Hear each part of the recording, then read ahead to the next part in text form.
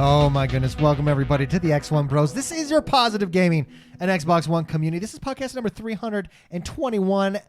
As always, I am joined by the bros, the XoneBros. First, it is the man, Mr. McSpicy, in the house with his Xbox hat on. Oh, yeah, I got one of my favorite hats. He had a hair issue, so he said, I'm putting on a hat. No, it's just my hair's getting super long. You have like curly dreadlocks. I like it. My hair curls out. It's like not curly, but it's not straight. It's a little bit more wavy. It's more than wavy, but less than curly. Yeah. It gets out of control. It's whirly. We call that whirly. We call it the whirly-durly. The whirly-durly. Yeah. Next up is Jordan the Man. Hello. And last but not least, I am X1. We are the XoneBros. It was a huge week for us this week. Mm-hmm. This was the Xbox Game Showcase. Giant week.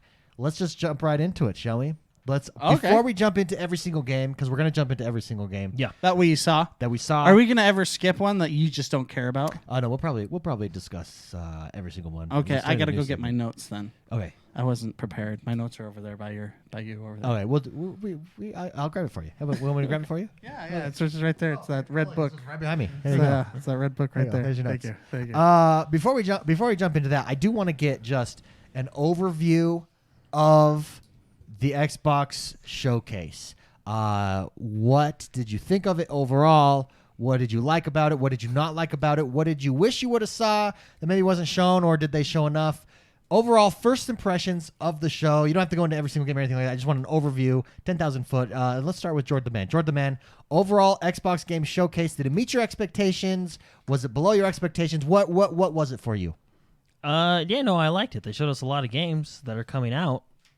And I believe more than half, half of them, at least half of them were all coming to Game Pass, because a lot of them were first party stuff. No, I liked it. I thought it was a good showing of games. Didn't Xbox say that I think all the games that were shown are going to be coming out? Half of them were console exclusive is what they were.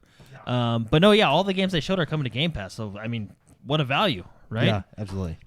But no, I liked it. I thought it was a good showing of games, and anything that they didn't show that you were expecting to see that you wish that they would have seen? I heard a rumor that they were going to show Elden Ring, which would have been cool. That's that Dark Soul, the From Software game that they're making.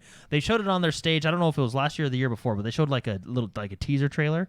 So I would have liked to see more of that. But they did say that they're going to be having more Xbox 2020s later in the year, so maybe we'll get it later. Yeah, one thing that really stood out to me was they said this multiple times, that we are showing, and they used the word only, which I find fascinating, 7 or 9, I can't remember the number, I think it was 7. Was it 7 or was it 9? Of our 15 new studios. And that to me says we're keeping something. I think it's gamemanship, right? I think Sony showed a certain thing, Xbox showed a certain thing, but both are keeping stuff in their back pockets for this August rumored, where they drop the price, drop some more games, perhaps gameplay, perhaps they show off some more big first-party titles, because they're really, I mean, stuff has already been pushed back. We were already supposed to see the Xbox hardware specs and stuff like that, and they didn't show anything because PlayStation's doing that in August, so they moved it back. You know what I mean? So I think it felt a little bit constrained to me, like they were purposely holding stuff back. And I think, and maybe I'm just fixated on that statement, these are games only 9 of our 15 or 7 of our 15 new franchises, so I wonder if they're holding that back a little bit in preparation for whatever PlayStation announces. No, well, and like you said, to have stuff later in the year, right? You don't want to throw everything out at once. And I mean, you don't want your developers to kind of I mean, I guess you do and you don't, but you don't want your developers outshining each other, right? Every game needs its place. No, that's I would. If it were up to me, I would totally Game of Thrones it. Yeah, you're I'd out. totally be like, okay, you are up and you go against him. All right. One-on-one. Yeah. Like March Madness brackets. Yeah, like March Madness. How about that show like The Voice where they pit their singers against each other? No, it would totally be like a Godfather pitting your, I'm going to go, you know what? See what you can do with that. And then you execute them. Yeah. Yeah, losers out. Losers are out. Losers are out. See ya. No, yeah. Spicy. First impressions overall. What were your thoughts of the Xbox Game Showcase? Did it meet your expectations? Exceed it? Not quite stand up to it? Where do you stand? Well, I do like a presentation that is all about the games, right? Yeah. And I've liked those for a long time. I hate it when there's fluff in the middle. I hate it when they talk about things that aren't. I mean, I don't like. I mean, it's cool that you get to learn 15 minutes about a game developer's tough story or something, or like, oh, you know, their struggles or the things that they do right. The things that's great. Put it on like channel 2. I don't want to. Maybe this is really rude to say, but when I'm at a game trailer show, I would like to see game trailers, and this did that. It was just game trailer after game trailer after game trailer. I think the last 3 years Xbox has done that really well. I think Nintendo is really good at doing that. I think with their style that others are now starting to follow suit with the, you know, that just show games kind of thing. I think Xbox did that really well the last couple of years. I think that's what we got this time. They started out with, I think, their biggest hitter first, which I think is good to do. Halo. We got to see Halo, and I was really impressed with Halo. I feel like there was this the middle section was just kind of waning just a little bit for me. I'll tell you where it wanes for me. Story games. I am over story games. Like I don't care about Life is Strange. I know it's a really good game. I don't know who that's grabbing necessarily. And granted, they have a strategy to it, and maybe it's demographics for their Game Pass that they're having these certain games they're shown. But for me, it's like, okay, next game. As soon as I see it, as soon as I see the art style, I know this is a story-based game. I want some. Like move on. Let's go. That's kind of where that's that middle section. Yeah, and that's where it starts. Like for me, I'm okay with adding those games in there, but I always like to be surprised, and I always like to be impressed. I like to be impressed. Surprised and impressed. Surprised and impressed. And I got that at the end with a little bit of teaser with Fable, right? I think that was good that we got that announcement. Sure.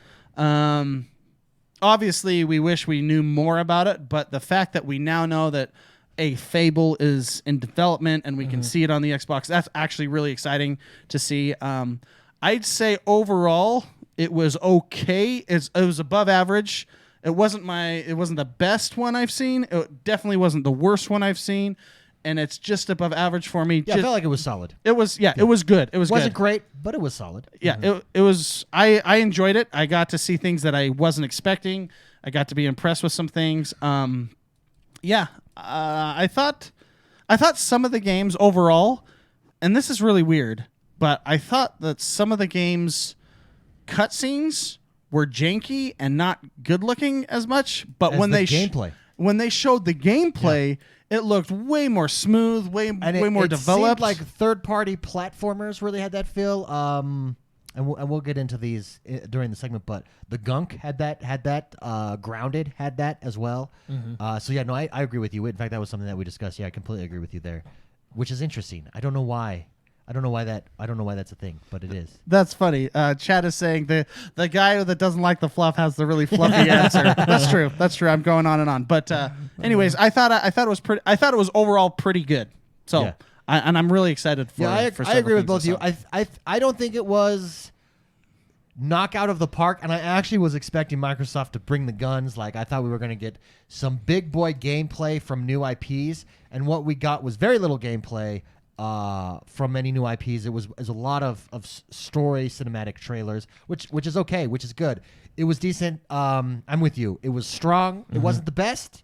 It wasn't the worst. It was strong. One thing that I think is really interesting, and I asked some people who are solely PlayStation people, I said, hey, what did you think of it? And they're less impressed. And that's what I've noticed. I actually, on Twitter, I said, hey, everybody, what did you think of this? People who are not Xbox people were very disappointed. People who were Xbox people are already Xbox people really liked it. And so I think, and as someone that's not a PlayStation person, that's kind of how I felt about the PlayStation. I was like, oh, that's subpar. That wasn't very good. But if you're a PlayStation person, you like the Horizon Zero Dawn. You like the spot, like you like the games that you're invested in. I feel like PlayStation was targeting their PlayStation crowd with that first one. I feel like Xbox was targeting the Xbox crowd with this one. There was no new big game in this, I think, that's going to pull anybody over. The other thing that really stood out to me is it's clear their strategy is Game Pass. This was one giant advertisement for Game Pass. There was no single game outside of Halo, which really is at this point is an Xbox game, fanboy game. But what there was Game Pass value showed it. Game Pass value added. That's it's interesting that was the focus. It's clear that that's their strategy when we know that that's their strategy. Overall, I think it's really solid. We actually it was a full hour. It was a total full hour of trailers of nonstop game trailers, which I liked. I mean, and I like PlayStation, right? I really do. And I enjoyed their presentation, although there were things that I didn't like as well. Like after everything, we had to have this 25-second, 30-second odd bumper of of the transition of a X and 0 and square and triangle. Yeah, I mean, Xbox kind of did some of that too. They did it like 3 times, I think. Not after every time, right? Yeah, true. One thing that we did was we put a poll over on our community tab on YouTube and said, what grade would you give the Xbox Game Showcase? So according to YouTube, according to our YouTube users, it was A, B, C, D. A was for it was amazing, B it was good, C was okay, and D not very good, and then F worst show ever, right? 0% of people gave it an F. 6% said D. C gave it 17% of people gave it a C. It was good. 61% gave it a B. And 16% give it an A. So right there, that's like what that's right like there what in the B. thinking. B, I think, is a pretty fair grade for the show. So that was our. It that was wasn't. It wasn't a C. It wasn't an A. It's a solid B. Yeah, absolutely. So let's get into this. Before we get into the games and go through all of the things, I do want to bring up 2 topics that I think is really important. I want to know what your favorite game of the show was right now up front before we jump into all of them. Shall we start with Jordan? Favorite game of the show, then we'll go Spicy and then myself. What was your favorite game that stood out to you of the show? Let's see. Well, it's tough. It's tough. I'm looking over my list. It's tough. I think because I've dived deep into the trailer and I'm already pretty well invested in this game anyway, but probably Halo Infinite. Yeah. So but Fable was a nice little surprise. Fable was a nice surprise, but we don't really know. I mean, that's it's hard to say that one can compete because it's like a just teaser? announcement teaser trailer, right? Yeah. Yep. Yeah. So Halo for you? Yeah, probably Halo. What was it about Halo that really just stood out? The fact that they're focusing more on Master Chief, which is I mean relevant because it's his story, right? Yeah. And the fact that it felt like, and we can talk about it more when we talk about Halo, but it felt like they were kind of almost going back to basics. And 343 has said that this is a spiritual reboot of the series. Sure. So, yeah, very good. it felt like the old Halo games. It did have that vibe. Absolutely. Agree with you. I mean, that gave chills. Like just the music alone, it was like, ooh, there it is. Spicy. Favorite game of the show for you?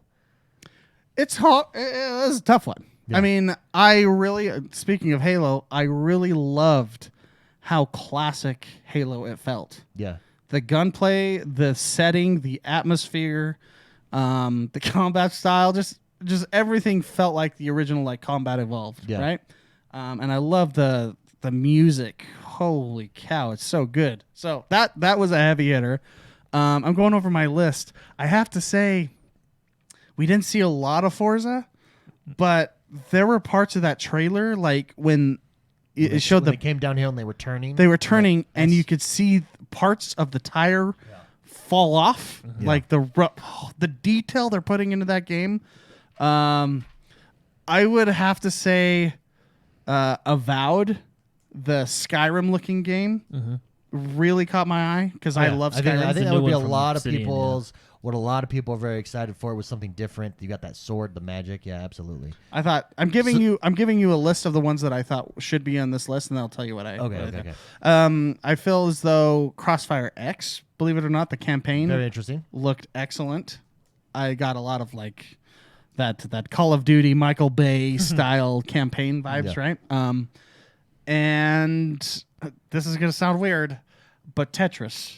I can see that. I'm a Tetris. I love Tetris. I can see Tetris. Having that on my Xbox controller sounds like a really good idea. Yeah. And the trailer was all right. It was like whatever, right? It was like that Tetris 99, all these people playing or whatever. But interesting things that I noticed about that trailer is how if you notice at the end of it, we could pull it up when we start talking about. It turns into one big one. It turns into one big one, and I think it's co-op Tetris. I think they figured out how to do a co-op with other people. That's cool. Yeah, Tetris. I like that. Anyways, so your favorite of the show? I'm gonna have to say Halo. Yeah, Yeah, there you go. I love Halo, and that touched me in all the correct spots, all the right places. Yeah, so I'm gonna have to say Halo. Yeah, I have to say Halo as well. I mean, I think there's a reason they started out with it right away. I think there's a reason that was the focus. I think specifically going straight to gameplay, I think was deliberate. I think it was saying, hey guys, all this gameplay nonsense that you've been hearing about, right? When people say they're showing gameplay and they don't, this is gameplay. And that's exactly what we've seen. The AI, the movement, freaking Pathfindering Master Chief. Oh yeah, really exciting. And you could like Pathfinder grenades or those plasma power cells. Yeah. Whoop, and then chuck them. And even though it didn't work, that's right. It didn't work. They didn't explain. And this is how you can see the gamemanship. And in my opinion, this is the gamemanship, because if this was like, we're just gonna let it all hang out, we would have get arrested. Yeah, we would have got like more in depth.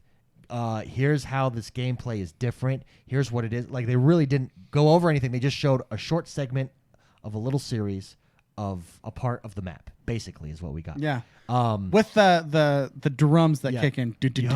So good. With no.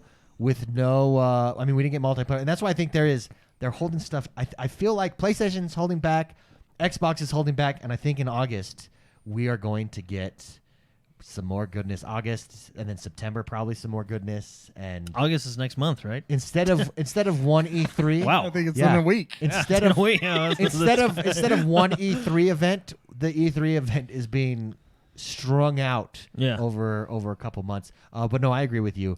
Game of the show is Halo. So since we're on that, Halo Infinite, let's jump into that. Jordan, what made it so good for you? And then we'll jump into the news and go over each of the announcements. I mean, like we said, it feels like that. So 343. So first of all, it's your favorite. I'm really excited for this. 343 has said that this is kind of a spiritual reboot, right, to the Halo franchise. Right now, it's still advancing the story of Halo 5, right, and it's still the next story, right, but how they're gonna do it is they talked about you remember that first trailer where he finds Master Chief in space? Yeah. From what I understand, that's the beginning of the game. It's gonna start just like the first game, where you wake up in the middle of a war. Yeah. You know what I mean? Well, and because the idea they want to go with is they want new players to come in to be able to have fun and understand what's going on. Get that story, With, of course, having the old players knowing a lot of, you'll be rewarded for knowing the lore and stuff like that. Where I'm really interested is what they're going to do with the story. So Halo 5, I believe, and people can correct me if I'm wrong, but Halo 5 takes place during, I think it's 2558. Okay.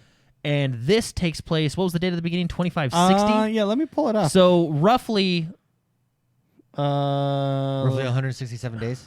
20th of May, 2560. 167 days after we lost. So that part after we lost what? I mean, I don't know what they're necessarily referring to. That's to the Banished, because they show that at the end, right? I mean, they show when Banished is talking, it's like, we defeated you. Yeah, but but the thing is the way Halo 5 ends, there's this the created, right? For those of you that have beaten Halo 5 know what I'm talking about, right?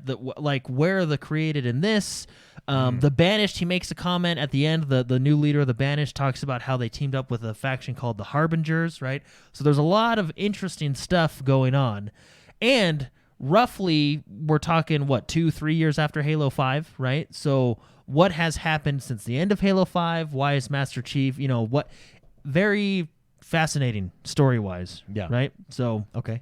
But, no, I'm really interested in the story because I want to know what happened to the created. Sure.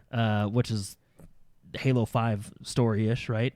And then, the Banished, I want to know who the Harbingers are, is what the Banished mentions at the end. He basically, he essentially says they kind of teamed up with the Harbingers, right?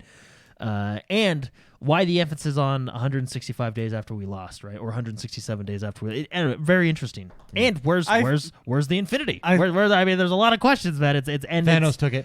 And what's cool is I like that they're starting Halo Combat Evolved. The idea is to drop you in the middle of a war. Oh yeah, and that you wake up and you go, right? I think that adds mystery, that adds story, that adds elements. I mean, you're always learning because you learn what happened in the past and stuff. You know what I mean? Can we rewind? We're watching. Everybody listening, we're watching the gameplay live here. When he jumps, so this is how I would play. Like my instinct right here when he first comes out. Watch this. And this is how you know it's a gameplay demo because the way that we would all play is different. Right here when he looks down at the ground and sees all the right, the I would try to shoot those things. All those animals. I want to know if I can shoot those little rats. Which is interesting, by the way, because I don't think there's been a Halo that has had life. Not like that. Not in like interactive ways. Like bunnies running around on and that again is another interesting fact because all the trailers have specifically showed wildlife. You know what I mean? That's true. Yeah. So the other big question I'm wondering, and you guys can input on this, is it going to be a full open world game? Now, to my knowledge, 343 has never said, come explore our open world. They've never used that term. They have talked about how the new ring is the biggest one they've built. Sure. It's going to be expansive. You can explore this and that. So I wonder if it's going to be... Obviously, there's an open world element to it, right? Yeah. But I wonder if it's going to be kind of open world within your missions, like you can explore. Like it's not going to be full open world. It's still going to have its kind of linearness, right? You know what I mean?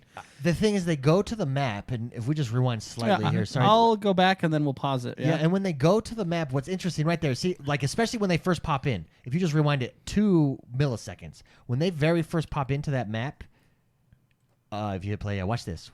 See all those dots? Yeah. And so it's like it's an open, like you said, it's almost like go in an order you want. It's like open world, but maybe with linear missions within that open world. Yeah, I don't know. It's very interesting, and this is why I think Xbox is holding stuff back. See, they're locked. Right there. Yeah, Look locked. Yeah, it's very interesting, and this is where if they're locked.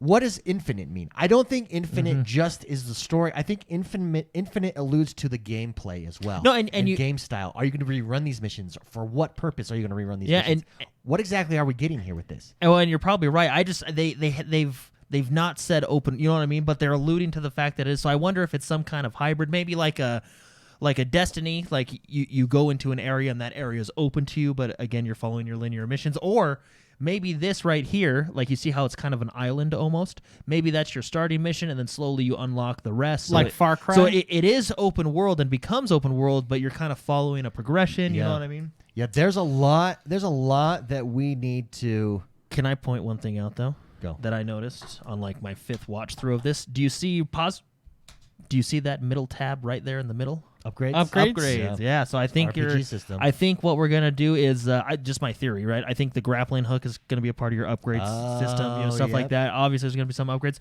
One thing I do want to mention is, so Halo 5 brought like dash and clamber and all that stuff, right?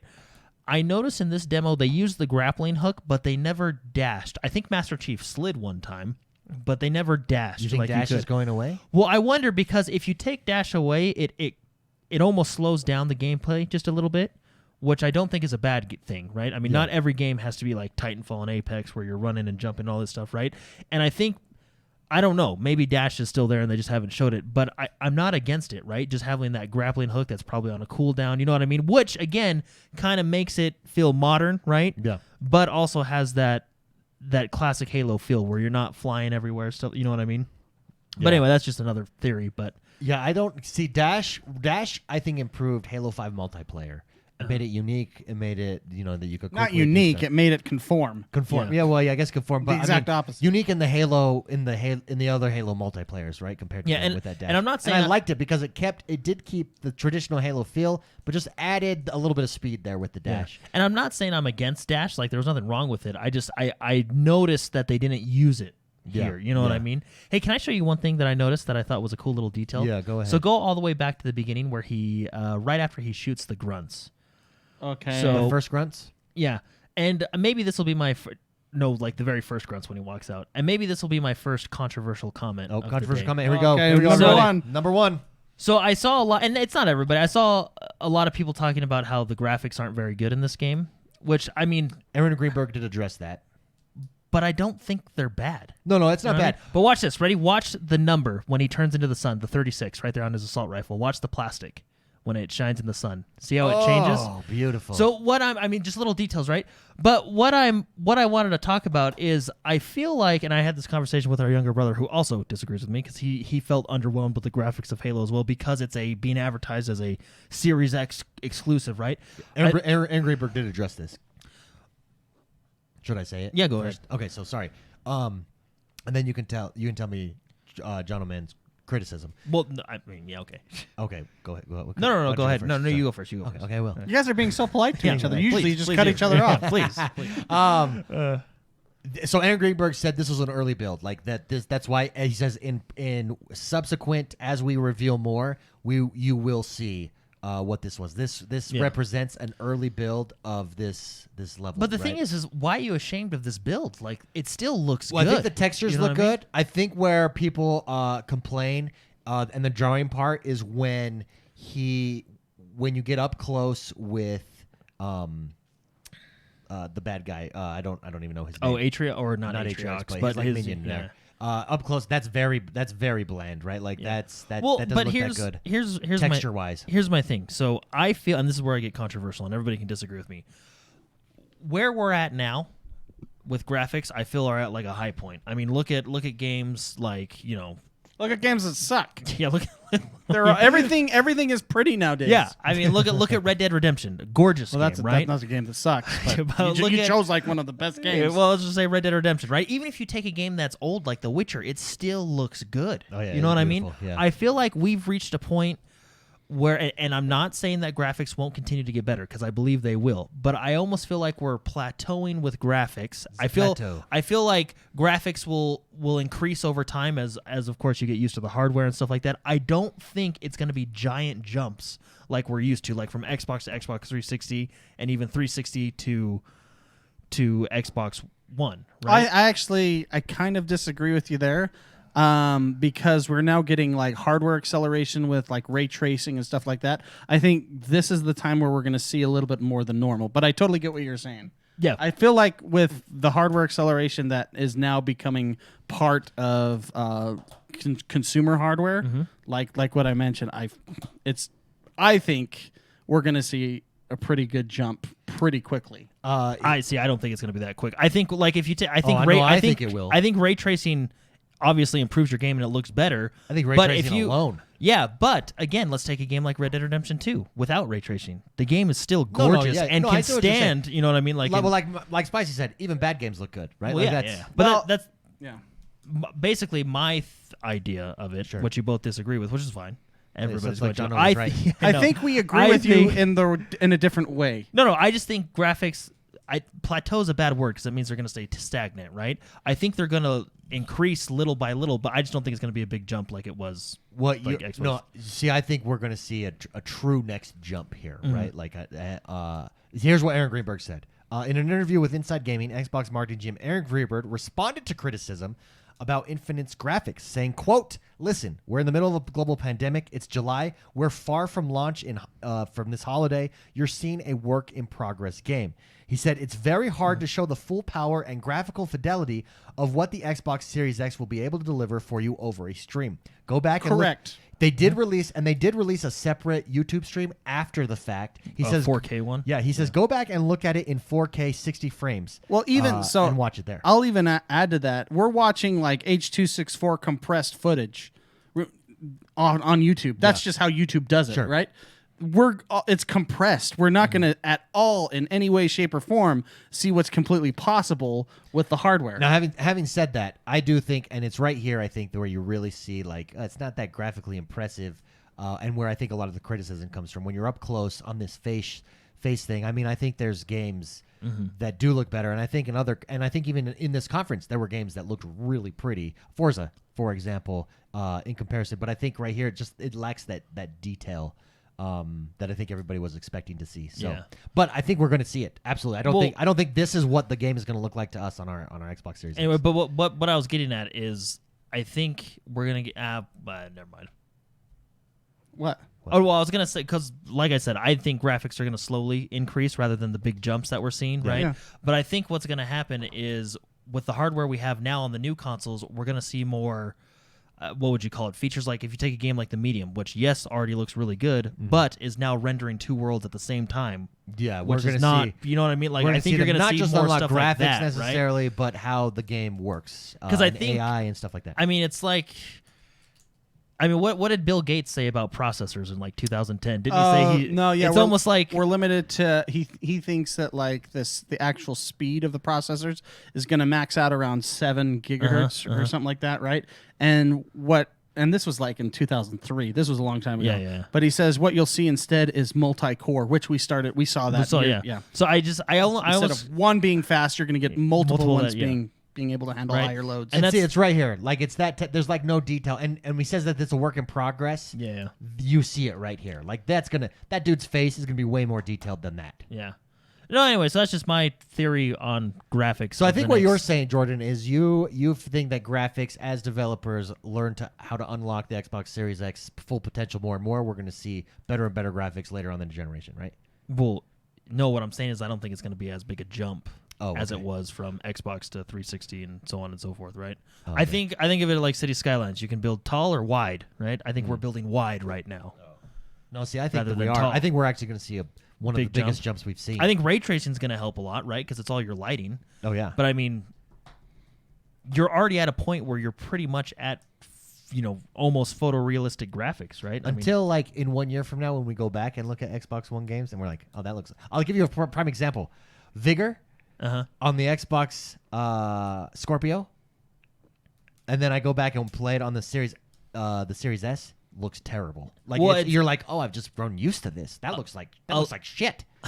Yeah, well, that's how Mark was with Call of Duty. That was hilarious. Yeah. But that's resolution, right?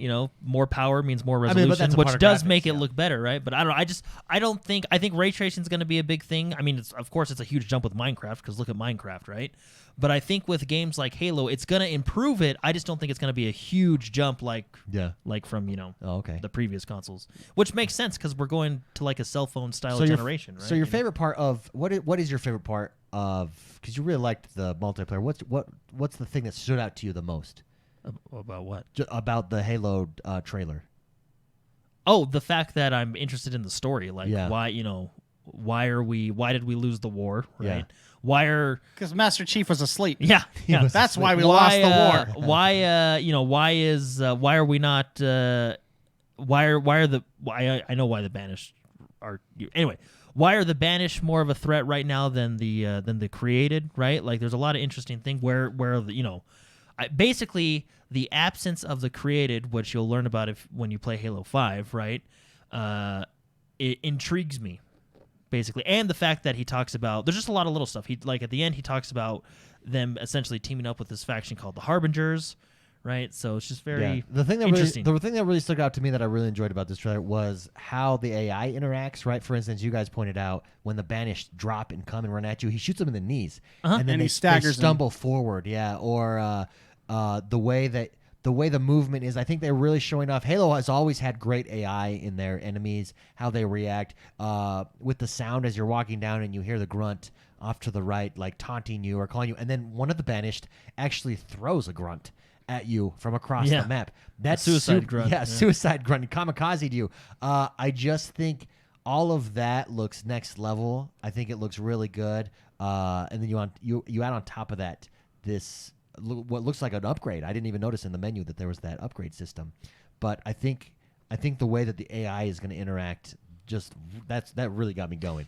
Yeah, and I am really interested in this open world aspect. Kind of, I want to learn more about it. Is it is it like a Red Dead Redemption open world, or is it like is it a more linear open world, or what kind of is it? Yeah, is it an open world, right?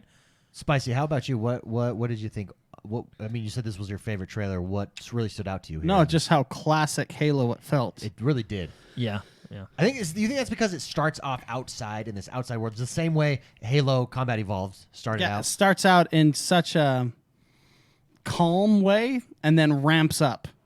In this world, because you get out of the ship just like Combat Evolved, and that when you go across the bridge and you see all the grass, and then you see a couple grunts, and then you go and you defend that where all the Marines are, and then it just ramps up really hard, and you're like, oh my gosh, even right here, like when he goes up the elevator here, and you just see the whole world and the drums are going.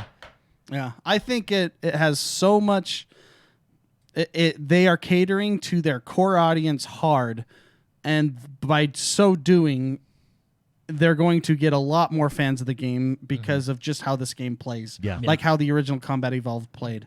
You know? Yeah, where it feels more than just a shoot. It feels like there's a world here. A world, and you have the deep voice that Master Chief. He doesn't say much. So cool. But what he says, you pay attention. He's got authority, is what he's got. It really is the cool. Authority in his voice. No, Jordan, I think I can attempt to sum up. Well, I'm going to tell you my thoughts on it. Okay.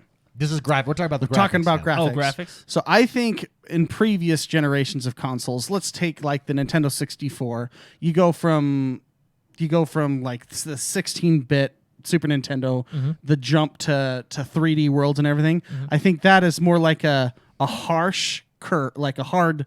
It was here and then it jumped up really high. If we're looking at a linear graph, right?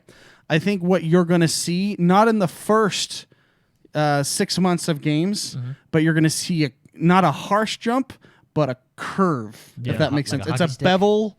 With keyframes, it's like a ease in, ease out kind of a thing if you're a video editor.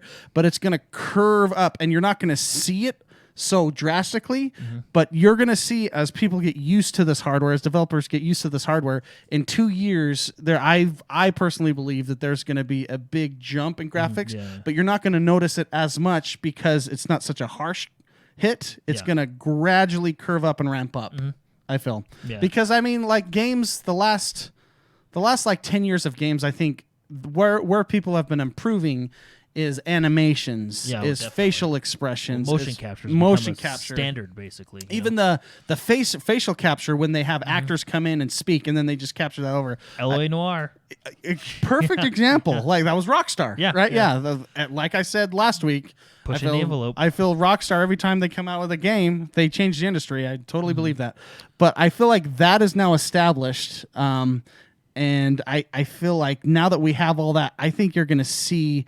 The hardware is now having a jump, and you're going to see that curve into goodness, the curve into greatness. Curve into greatness, baby. But that's my opinion. And I think you're going to start to see that in like 2 years. Yeah. I feel like 2 years is the number.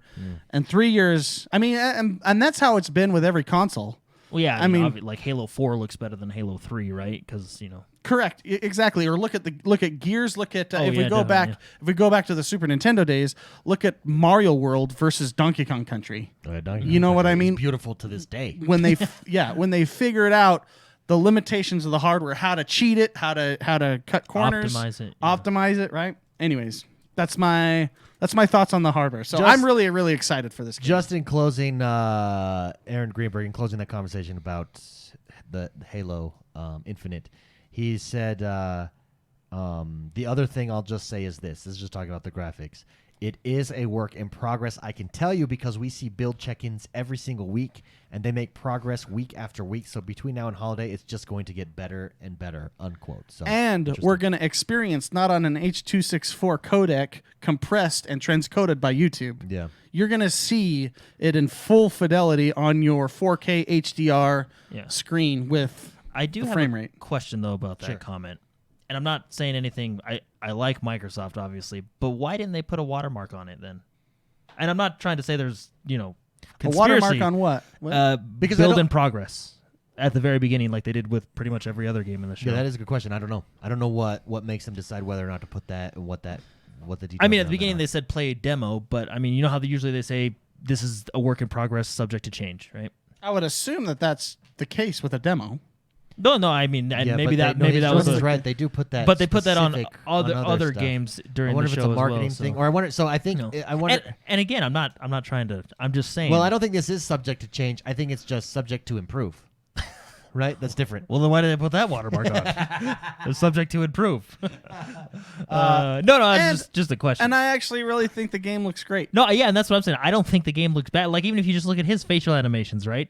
Antonio Banderas? Yeah. The guy's got a good... Banderas. This is actually Zorro's origin story. Zorro was his great-great-great-great-great-grandfather. Everyone listening, we're talking about the pilot. He looks like Antonio Banderas. And again, I don't know if they will add ray tracing to this, but if they do, obviously it'll improve the lighting and make things look better as well. But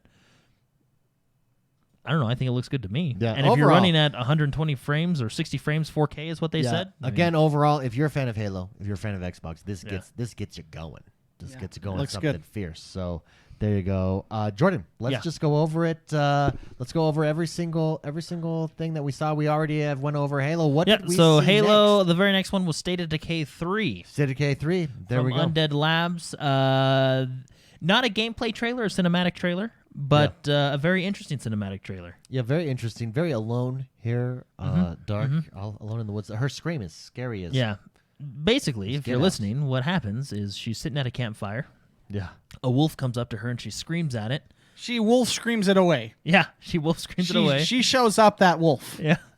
And then she hunts the wolf and finds the wolf being eaten by a zombie deer. Yeah. And then end End scene. scene. What's clear is State of Decay. This is State of Decay 3. State of Decay is clearly a mainstay on the Xbox Yeah, platform. It's their one of the things. best top zombie survival games out there.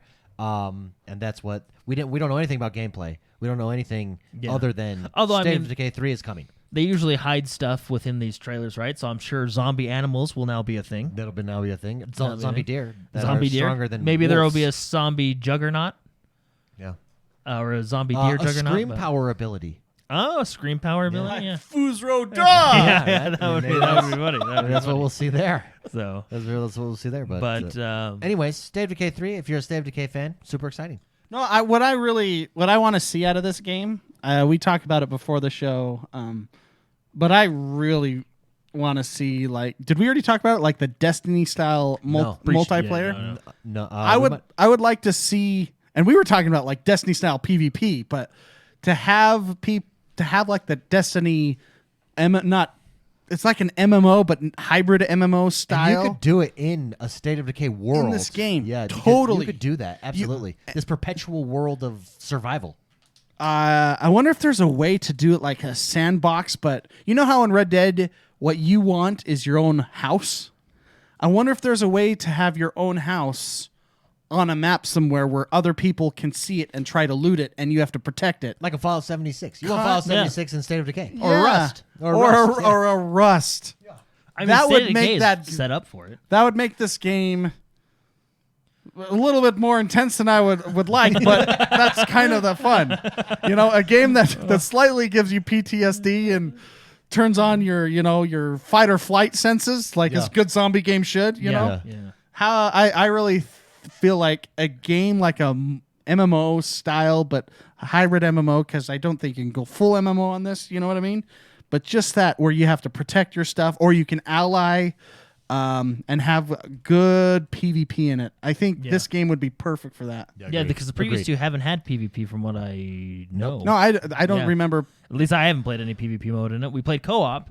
And it was an interesting co-op, you know? It wasn't like a full It was like co-op. an 85% co-op. Yeah. Because it wasn't like fake co-op, but there was things if you were not in your world that you couldn't do. It wasn't fake co-op. No, there's there's fake co-op. fake co-op. There's Yeah, fake yeah, co-op. yeah. When you don't progress in your world, Yeah. I call that fake co-op.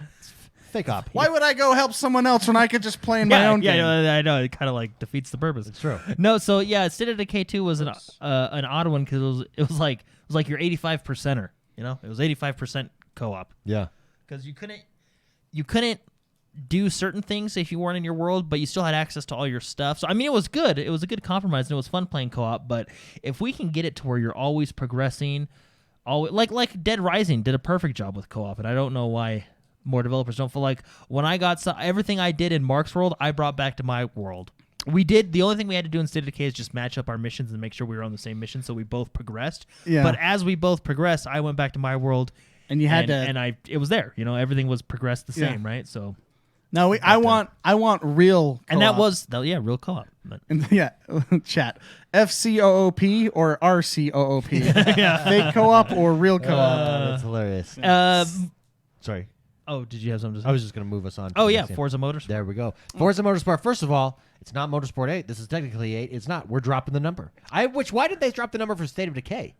Because you're only on 3. Okay, yeah, once okay. you hit 5, Yeah, then that's when you start to drop it. Yeah. Yeah, it's the Land Before Time technique. Yeah, Once so you hit a this- certain amount. So Forza Motorsport 8 showed again no. This was in-engine rendered in engine that we saw here, and it looks beautiful. I do like footage captured in engine. I do like that they got rid of 8. I think that here in Forza, you also could go to the same theory of Halo Infinite. A lot of people are theorizing that Halo Infinite, and I think there might even be some interviews out there. Halo Infinite is not. We're not getting a Halo 7, right? Yeah, it's going to be Halo Infinite. We're going to tack onto it. I think that's what Forza Motorsport is going to be. I think, hey, let's do it. Forza Motorsport is here, and then we'll just tack onto it, make upgrades, adjustments, like what Destiny is doing. I think that's the future of these regular annual games that we're getting. I do have a complaint. Okay, give me. Is this my second? Right here, my Spice's second. part. Is this my second controversial comment Boom, of here we the go. Let's see. of the evening? Controversial. That's 2. That's 2. I don't know why, but I love that ad. By the way, that was like a perfect ad spot. Did you see that? Let me pull it back. WeatherTech tires. WeatherTech Yeah, Dr. Pepper. That was perfect. Anyway, no, I don't know why, but it bothers me that they're all wearing the helmets in their garage. Like, why are they all suited up in the garage? Coronavirus. No, that's what I said. Yeah, when I we were know. watching But it live. they're all sitting at the computer with their helmets on. Well, they're all Coronavirus. walking around. Except for that crazy girl. Except for the girl with the crazy hair. Crazy girl engineer. Crazy engineer girl. There's too many drivers in there with their full gear on. Well, because they have. I don't know. Maybe Yeah, they. like, what are they You know doing? what? They probably have like a power complex. Like they're walking around. I'm the driver. I'm the here." driver, man. Driver, You're yeah. the mechanic. Like, look at him. What do you? The guy has a coffee cup with his helmet on. And they're all like the coffee maker screen where it's just like whatever. Anyway, but the game does look gorgeous. This is in engine, right? Yeah. So and we'll maybe, see. And maybe I'm wrong. Maybe this is not going to be like a perpetual game that they add on to, but I could see them, since it's Forza Motorsport, I can see them, and it works perfect with the Motorsport, right? Yeah. Where you just continually to tap on to. Well, and they've done a good job of adding on to the previous games. Remember, they had like the NASCAR DLC. Even in Horizon, they had the Lego DLC, the Yeah. Storm Island DLC. Yeah. Then they have a Fast and Furious DLC for. True. Well, and I think too, it's benefited Motorsport here and Turn 10 taking a year off. The same way, I think it's going to benefit it the same way that it benefited Assassin's Creed for taking that year off. And then coming back. I would not be surprised if this is more of a live service game than previous ones, because Playground Games is otherwise occupied with another game right now. so there won't. there might not be a they're Horizon They're not regular being. I'd be a iteration here. Horizon 5. Actually, Horizon. You want to talk about a game where you can just tap on stuff? Horizon is that game, the Horizon series. Man, they've done a good job. I love that. Can you ad imagine spot. if you had Australia and then UK and it's all in one game and you just decide what and you you just do? drive onto a plane, Just drive onto a plane, a big military and then it turns into jumbo Flight jet. Simulator, And then, and then the Microsoft world Flight is just like Simulator one big to game. fly your I think car, you're describing Cruising USA. to fly your car over. That would be awesome. Combined games.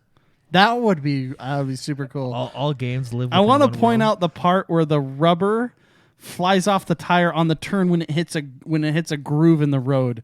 It's like one of the coolest things that I've seen in these trailers. All right, it's coming up right here. It's when right here. Look at this. It hits a. Yeah, that do you is see good. the rubber fly off the tire? Yeah, and they slowed it down for us too. Beautiful. Oh, that turns me I mean, on. the racing games are always a marquee titles to show off next generation graphics. So as we get more gameplay, and here's the thing, Forza, this is going to be a holiday launch. Also, no gameplay here, right? And so I think August, September, we're going to see gameplay of all these games, and that's when the hype is really going to begin. This was like, hey guys, we're coming. Here's what we're coming with, and then we're going to get to see gameplay coming forward. So next, It's really exciting. Next, we have Everwild. Everwild is I'm intrigued by Everwild. Everwild has a very airbender Pokemon feel to it. It's totally Airbender. Appa. Yip. Yeah. Momo's tearing down trees. This is Everwild's second trailer, Yep. and I still have no idea what this game is going to be about, but it looks interesting. Well, I'm curious. I have a vibe it's going to be like a fantasy RPG Sea of Thieves. Yeah, and see, here's where I'm okay with with Appa. that. With Appa, yeah. Well, and here's where And the fish that eats his babies. Yeah. Here's where I think the conference was built for Xbox people in the same way that PlayStation did the same thing. If this is like a next huge game from Rare, that's like going to be a marquee title. You show gameplay here. Gameplay is what's going to win you over. This shows us a concept. This doesn't show it. We have no idea what the game is. once we start to see gameplay in these, that's going to decide. Like, okay, You can obviously these are- harvest wood. yeah, these, maybe. yeah, but for what purpose? Like, we don't know. To Like, build a fire. is this just a cutscene in the game? Is this going to be actually a game? Like, what is going on? This fish with all the That's how you get your health back. yeah. They're waterbenders. Yeah, Yeah, and they're so water- and so as in the coming months, as we start to see gameplay and understand how these games function, that's when we're really going to be able to decide. Okay, Xbox is bringing the heat, or not quite yet, right? But these are just concepts. Yeah, because we still know literally nothing about this game. Even when they came on with the developer afterwards, there was not much more information other than, hey, we're making a game. Yeah. So- It which, I doesn't mean, tri- I'm not. It does intrigue me. If I'm this is not- the art style, I'm it's not super intriguing. I feel like I sound very critical. I'm not upset with them. I literally know nothing about this game. You want to know more? Yeah, I know nothing. See, I hope it's kind of like a Pokemon aspect that we're getting here. What in what sense? Like, that we- this is the like, ritual. We capture the animals. This- and We're little- upgrading. what we're we're upgrading seeing- to level yeah. 2 right here. He's evolving. Yeah, evolving. Into, Yeah, our little deer thing is evolving. yeah. Well, this Look deer, at that. this Look deer how doesn't even say elegant. That's thank you. He definitely just a runs level- away. That's a level till. Yeah, why would you level up a deer and let it run away? Because then the fish spirit comes. I think that's the deer. I think that's like a badger. Oh, that's like the deer spirit. Yeah. The spirit of the deer. Oh. Everwild is going to be ever. It looks like a real pretty game with great animation and lots of fun little animals, but I don't know We have what. no idea what it's about. Yeah, It looks that's good, but I have no idea what this game's about. Well, what's funny is this is the second trailer, and I still have no idea. And it's not like, oh, I get the kind of what they're like. It's going to be an RPG type. Like, I have no idea. Well, you notice there's always 4 people, so it's probably going to be like a 4-player co-op game, whatever it is. like Sea of Thieves, right? You know, the Or 4-player Dauntless. team, This right? game looks a lot like Dauntless. Yeah, maybe in the Maybe next you're trailer a- they're just going to start killing these animals. all these animals, all these animals that appear. Yeah, we start harvesting them. Yeah, they're actually really taking them to the slaughterhouse right They're now. all boss fights. So after Everwild, we got some games that we'll just brush by. We got from the makers of Stranger Things, or it's not Stranger Things. Tell me why. Life is Strange. Sorry, we got Tell Me Why. I'm A Netflix original on Netflix Xbox. original on Xbox. I am going to say one thing about Tell Me Why. Yeah. I got the vibe, Sure. and like 100% honesty, I got the Pedophilia? vibe Oh no, incest. that the brother and sister had a kind of an No, inappropriate that's relationship. totally what I had too. It was just kind of like, Tell me why incest edition. Yeah, it was like, it was very strange, like how kind of like life is- comfortable these two people were together. like, you know, I feel like I'm close with my family. I mean, we do a podcast, right? Yeah, that's true. Yeah, but That's true. never have I looked at you like that. In shame as you walk away. Yeah, I never. Like there was some real Yeah, weird it was just- vibes No, going like, on. it was just to me, kinda it like, seems are like they to me it seems like gonna- this boy kills as a boy he kills someone, he gets put in prison. See, this is him getting out of prison, and that's his sister. So they're reconnecting. Well, they're reconnecting In in an- a very uncomfortable in way a very for me. inappropriate They should way. be Like, reconnecting with why their are they? genitals. Yeah, why They're are they reconnecting look with at their eyes a lot. Mark, go back just 5 seconds here, or like maybe 10 seconds, right here. Yeah, look, they get to their house, and you know it's like, hey, come into my room, and you're like, whoa, why? Are Well, we no, I having, think this is the little boy's room, and it hasn't changed since he was a little boy. But and then it's just they Like, show look at that this. scene. I'm gonna pause it here. I Just think like- I think it may be the ordering of their scenes. Like they show a romantic scene in the bedroom with like a little disco light going on, and then like it's just they're Well, a little see, it's that them maybe reliving it's their not childhood. Maybe They're it's not- reconnecting. Here, you guys ever watch that TV show Friends? yeah. You remember the episode where Rachel dates this guy and his sister comes into town and she has this like feeling like it's kind of an inappropriate Oh, yeah, relationship. yeah. That's how I feel this game is. It's Okay. just they have this odd. Closeness. Yeah. Like, it's like- it's just. But you know what? Their odd closeness does intrigue me a little bit, and I may. I think Like, it's, it's- clearly, it's- I think it's clearly a story about It's- brother and sister reconnecting. How many times? Hard. You guys. You guys both have sisters. How many times have you touched your sister? Like not like he's not touching her inappropriate, but they're touching Well, a I lot. mean, have you seen Yeah. the way his sister looks? Yeah. No, I think it's just, I think it's just a story. It's not really my cup of tea per se. I just Thank goodness. oh, you guys. Next was Ori and the No, Blind. you could totally put like Jerry. Jerry right there. That'd be hilarious. Yeah. Ori and the Blind Forest. That game's called Tell Me Why, everybody. Yeah, tell me why. Ori and the Blind Forest. They now said that they're optimizing for the Xbox. Outer Worlds. We're getting some additional. This one's very cool. DLC. Peril on Gorgon. Yeah. What do you like about this one? Well, because Outer Worlds is a fantastic Dude, game. If you haven't played or beaten it yet, do it because it's fantastic. And it's the start of 3 in a row Obsidian games that we get at this conference, right? Yeah. So Outer Worlds coming out with a DLC, which is really cool, called Peril on Gorgon. Yeah. And it's their first of 2 story DLCs. I mean, how valuable is Obsidian? Number one. Very valuable, and they're pumping out 3 games here. 3, yeah. 3. So, Outer Worlds, new DLC, very cool. It takes place on an asteroid, right? But then they jump into their next game. Yeah. Which is Grounded. Which I had zero interest in the first time I saw this, and after seeing it yesterday, are we done with Outer Worlds now? We're done with Outer Worlds. We moved on, Okay, just well, like that was that. Okay, okay. We just moved on. Yeah, just DLC. You know. Okay. First of 2 But takes Grounded, place on an first asteroid. time saw this, it was like, oh, okay, they're like Honey, I still Shrunk the shrunken Kids. battle. But after seeing this, and this releases in what, 4 days? Yeah, it comes to early access, I believe they said. Game Pass, yeah. Wait, is it Game Pass early and Xbox preview is what they said. Yeah. Well, isn't it game? So it comes to Game Pass, Yeah. but do game preview games count in Game Pass, or do you have to? No, they're Oh, in they Game do? Pass, Okay, yeah. okay.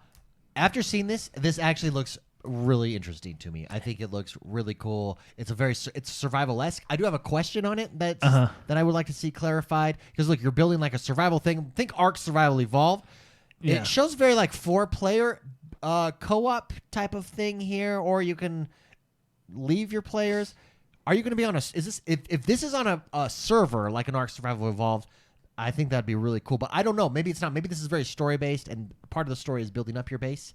Yeah, I don't know. Well, I think it's going to be kind of like Save the World or some sort of tower defense kind of a thing. Yeah. Okay. I would like to see Like a Fortnite Save the World. Yeah. You know what I mean? Survive the yard, and then you're looting for equipment. Oh, and I see what you're saying. loot, Kind of stuff like that. You have so many essentially turns or time to do this type of- Materials to build up that your actually defense. okay. Think it because my first initial thoughts Yeah, were go like home, it a says too, yeah. more whimsical arc. You know what I mean? That's what I thought, too. You know what I mean? But actually, listen, that's actually a very good comment. I think you're right. I think it actually will be more like that. So we'll be able to play co-op, but we'll both be contributing to the base and the level and stuff like that.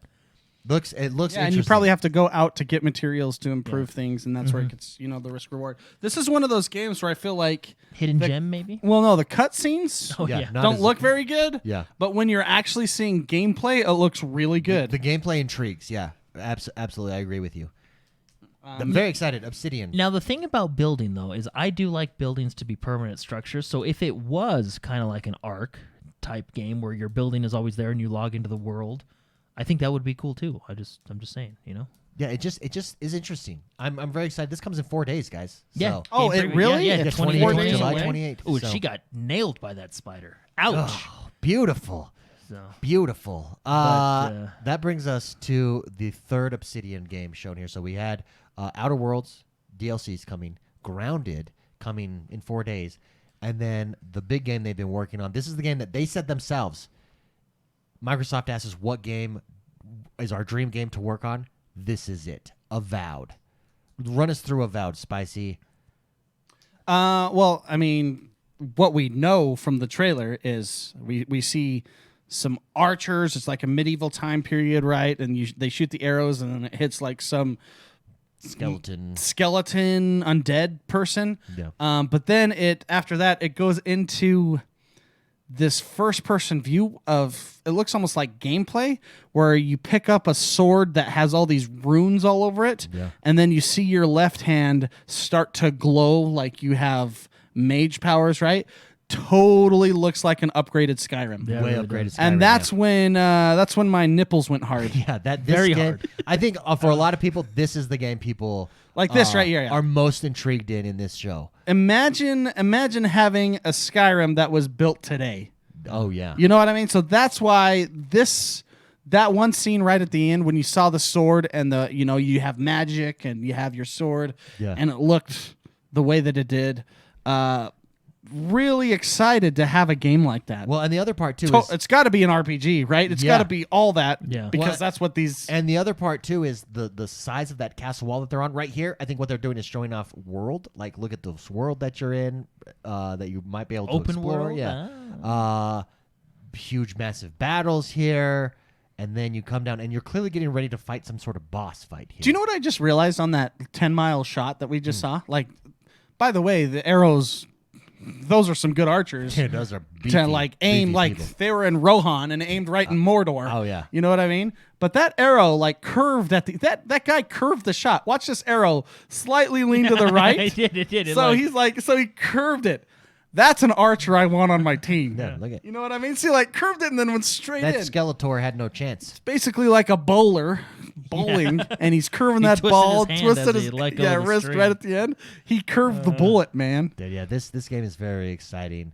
Now Obsidian did Fallout New Vegas. Correct. Yeah.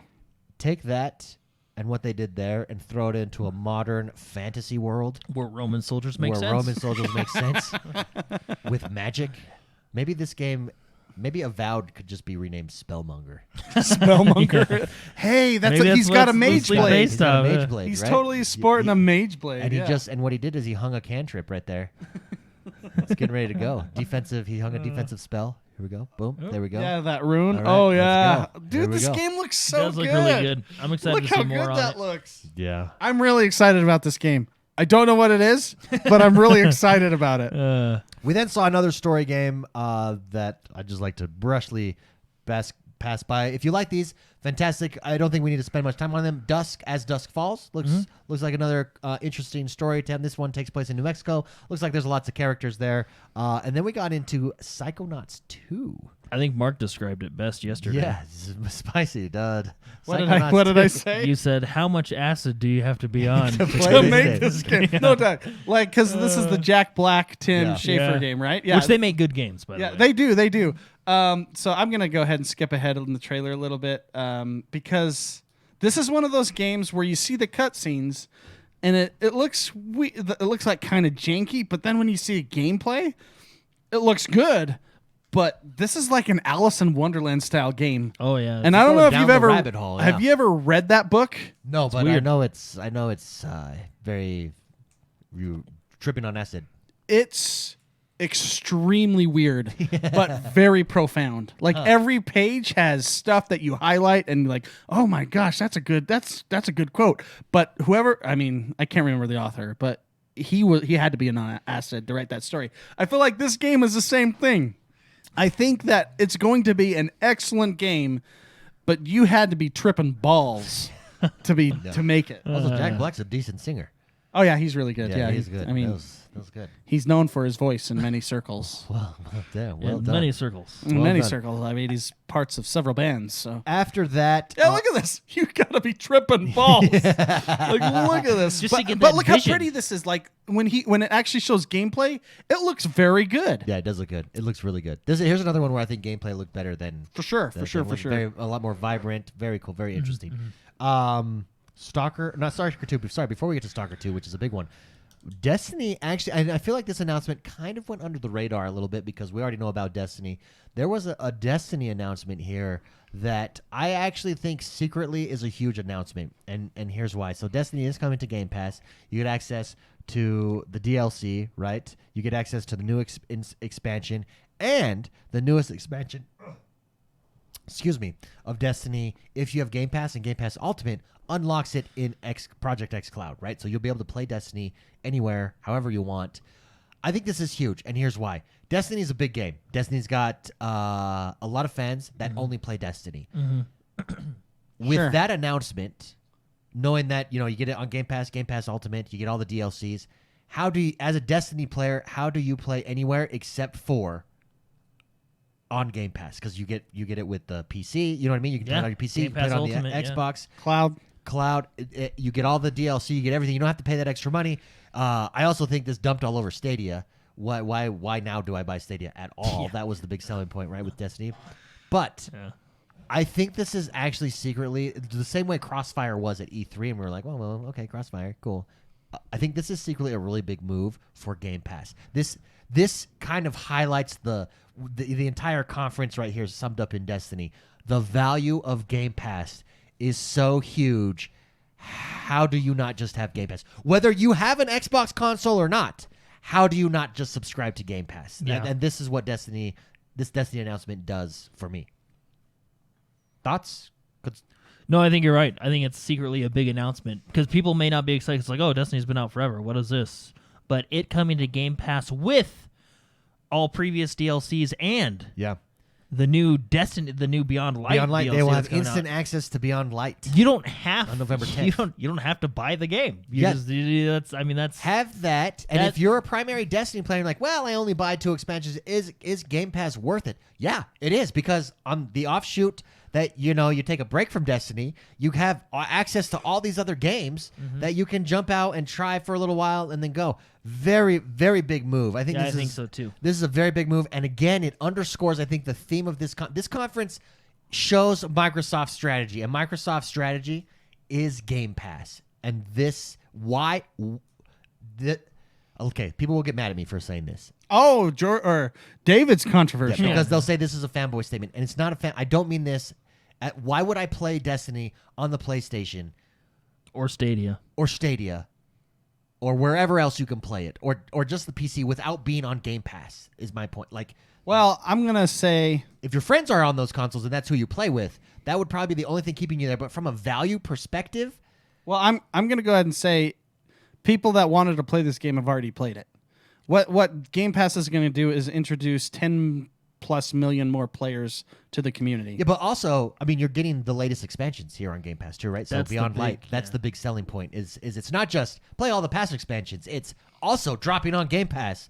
Boom, Beyond Light, instant. Yeah, access. but those are going to be elsewhere too, right? The Yeah, but you have to- expansion, yeah, but you have to pay yeah, for it. but Yeah, is I know. it cheaper to subscribe to Game I get Pass? it. I get it, but I think it's not cross progression, is it? It is cross progression. the only thing is your silver that doesn't come across. Yep, and that's actually this announcement is actually a huge deal because right now you have to buy each expansion on each platform to access it. So if you're just a Game Pass Ultimate member, you just got double expansions for both PC and Xbox. Yeah. I think this is secretly a huge thing, and I think this kind of sums up the conference in total. And the conference is whipping out our Game Pass, slapping it over the face on everybody, and saying, "Here it is, baby." It Here is gonna get people to play it on the Xbox for sure. The people that played it elsewhere, because they're gonna have all the stuff that they've built up for, because it takes this is a grindy game, right? Oh, true. You in order to get people to go to you to jump. I guess give it to them free, which they're doing, and also let them bring their Gallahorn with them. Which they can. account. But is it account on PlayStation and PC? Yeah, So everywhere. if it is, then then already PC on. So you can bring your account with you. You set a primary account, and It's a then good you move by link Xbox. that count to everything else. So if I were to buy it on PlayStation, my stuff would be there, with the exception of I'd have to rebuy the Whatever expansions on PlayStation, right? Yeah. But you don't have to. But With Game no, Pass. and I still have With to do Game this, I Pass. still have to do the same thing with Xbox and PC. But now I don't have to because Game Pass. Game I Pass is going to think let me have both. this Game kind Pass of- Ultimate. This kind of flew under the radar, and not a lot of people talked about it, and not a lot of people talked about that bigger statement made during this conference that Game Pass. That's what this was. This was a Game Pass conference. This shows off Game Pass and the value of Game Pass, and I think this underlies it. And I think it's secretly one of the biggest announcements of the conference of the show, and it's a huge move for Game Pass, and again underlines the value of Game Pass. It's not only the best value in gaming, it is the value in gaming, right? Like there's nothing. What else offers this? There's nothing that even comes close. Anyways, sorry. Sure. I'll get off my. Let's go to Stalker, which I've never played Stalker, the first one, and Stalker everybody 2. tells me what it is and what's it about in YouTube comments and on the internet, on the interwebs, and makes me want to experience this game. And is this game in Game? I think this game is in Game Pass. Well, Games Pass. Games You Pass. did it. Stalker 2 will be in Game Pass. I don't. Yeah, Stalker I 2 will don't be think the first one is. the The first first one? one's Okay. only for PC. I'm pretty sure. I have it on my phone. I'll just check real quick. Okay. Go ahead though. Let's run through Stalker. I don't know what it is. Everybody. No, it's a cinematic game or cinematic game. It's a cinematic trailer. It's a cinematic trailer. Basically, just kind of an announcement trailer, letting you know that Stalker 2 is coming, but it is coming to the Xbox, and it will be on Game Pass, which is fantastic. I myself also have never played the original Stalker, which I believe came out in like 2007 or something like that, and it was at the time only on the PC. I think it still is only on the PC, but anyway. Very cool. It looks cool. It gives me a Metro vibe in the fact that it's, obviously a, would you say post-apocalyptic? Post-apocalyptic Russia. Yeah. That's what it looks like. With scary stuff. Yeah, with like I'm gonna Hideo Kojima scary. Yeah. There's like fetuses and weird things, and you're wandering around. Survival stuff. No, it looks really cool. I'm interested to play it and get more into it because, like I said, I've never played the original Stalker, but this obviously intrigues me. Yeah, here's the fetus right here. The fetus part's coming up, but also on Game Pass. Which yeah, is this really has cool. a very strong following. A lot of people absolutely love this game. It's a survival game, a first-person shooter RPG game, and you level up, you master. Everybody says it's got a feeling and an atmosphere, the first Stalker, that is unmatched. And so this is one of the big games that fans of Stalker are super, super excited for Stalker 2. This was a huge announcement. Yeah. So. The next game is Warhammer 40,000 Dark Tide. Super stoked for this one. Which is very cool.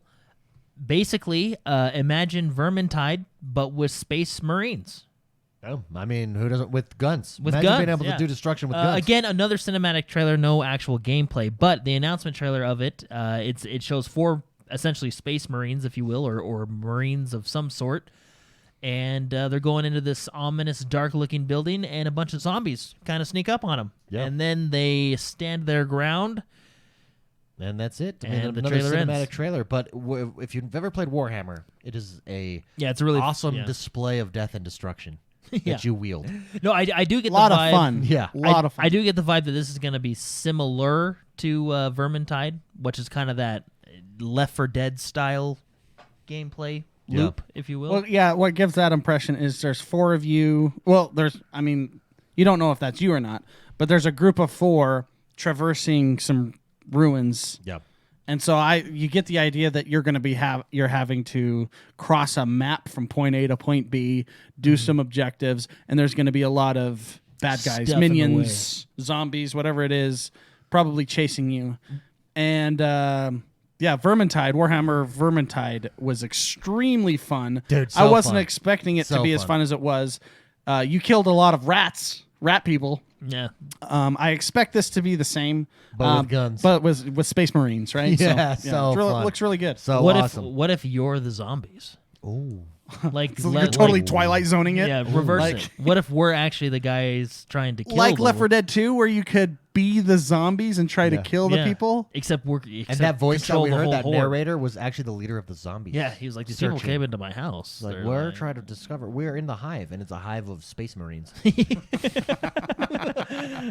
Dude, you just M. Night Shyamalan this trailer. Yeah, that's what it could be. Tetris Effect was next, and Yeah. Spicy. This one really stood out to you. Yeah. Let's review some. I think again, this one's kind of a secret powerhouse. Tetris. This is basically, to me, Coming from Tetris Nintendo. 99 coming to the Xbox. Basically, like a Tetris 99 Oh. version coming to the Xbox Game Pass. Yeah, well, because you see like 100 people, you see one person, more people, all start to pick up their controller and start playing, which, some of them have never held a controller in their life. Yeah. But we get the idea, we get the idea. right? There's a lot of people playing Tetris. That's why it kind of feels like a Tetris 99. But the gameplay that we saw showed some really interesting things, like bigger Tetris lines, like 10 instead of like a 1x5 square. It was like a 2x10. Yeah. 2x10 long thing, and they had a couple of those shapes in there. You had your 3 wide, one up, whatever shape it is. You had your L's that were just bigger. So that tells me that there's going to be some additional mechanics in this game that I think change it up a little bit, which is one of the reasons why I like the Nintendo 64 version of Tetris as one of my favorites, because you could build the blocks. They had different mechanics than just Tetris in the game that made it really, really fun. I like the style. I like the outlined light style. There's gonna be some cool music going on there. Right, here's what you're talking about here. They go to a point and then it combines. Yeah, Right there. So right here it combines, and this is where I think it's going to be like a co-op game. Oh, it is, because see the colors. So each person looks like takes a turn dropping a block, Yeah, Very I'm cool. gonna skip ahead. Jordan's favorite part is that it says optimized single player. Oh, Yeah. I know that's funny. I mean, you got to put that on the box nowadays. I know. Well, that's the thing. Yeah. Like, how many unoptimized single player games have we gotten? So now they actually have to state this single player game has been optimized. Optimized. This game has been optimized for single player. Real excited. Tetris is one of my favorite puzzler games, favorite party games, favorite games that I grew up with. I always love playing it. It's hard to go wrong with Tetris. And I'm excited to be able, I'm kind of selfish here. I'm just really excited to be able to play this with my Xbox controller. Yeah. One of the greatest controllers ever made. Yeah. And the way they were all bobbing their heads, there might be some good music in this one. Well, Tetris has some good Yeah, tunes. So I'm really excited to have a Tetris game on my Xbox. That's like a party co-op style game. With the ability to chat with your party. But I think, yeah. Without using your phone. Yeah, without using your phone or Xbox Live. That's good. No, I'm really excited. There's not too much to be said. Tetris is great. I do think this is another like big move that not a lot of people are talking about. Yeah, it 'cause kind of flies under the radar. Having a Tetris on your consoles is good because who is it? Sega that owns Tetris, and traditionally, I know there was a Tetris on the 360 and stuff, but isn't it Nintendo? I thought it was is Nintendo, it Nintendo that owns the them or IP. Sega that owns them? I could look it up, but Yeah. I'm pretty sure Nintendo owns the IP. Yeah. Anyway, either way, it's pretty cool because Tetris on the Xbox, right? There you go. The Gunk is another one that showed up. Oh yeah, this one. Yeah. It's a 3D platformer. Has a lot of kind of Luigi mansions almost. You have backpack and you're going through and you're sucking gunk probably up. So just another 3D platformer. Again, this is one of the ones that I think the gameplay looked pretty decent. The cutscenes not necessarily as good. But it reminded me of Recore, that kind of action platformer type style of game. Exactly. So it does take place, it looks like, on other worlds. Again, nothing too much here. I'm excited to see what more this is. Cleaning up the universe. Yeah, this is the BP. Yeah, like Jordan said while we were watching it. This is what happens when BP spills oil. You gotta send in this lady to go clean it up. Yeah, it looks interesting. Looks cool. These games, they're either, if they do it right, they're really fun. If they don't, they're really not.